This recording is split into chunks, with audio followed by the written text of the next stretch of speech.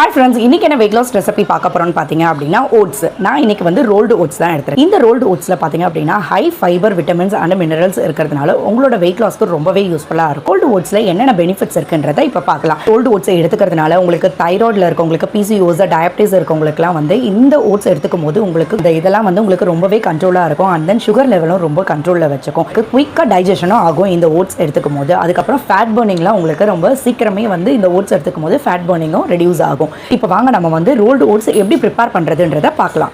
ஒரு பவுலில் 2 கப் அளவுக்கு ரோல்டு ஓட்ஸ் எடுத்துக்கிட்டு 1 டேபிள் ஸ்பூன் அளவுக்கு சியா சீட்ஸ், 2 கப் அளவுக்கு பால் ஊற்றி நல்லா கலக்கிட்டு ஃப்ரிட்ஜில் ஓவர் நைட் வச்சுருங்க. மார்னிங் அதை எடுத்து லைட்டாக மிக்ஸ் பண்ணிவிட்டு கொஞ்ச நேரம் வெளியிலே வச்சுட்டு உங்களுக்கு தேவையான ஃப்ரூட்ஸ் அண்ட் நட்ஸ் நீங்கள் ஆட் பண்ணிட்டு 1 டேபிள் ஸ்பூன் அளவு ஹனி சேர்த்து நல்லா மிக்ஸ் பண்ணிவிட்டு இப்போ சாப்பிட்டு பாருங்கள்.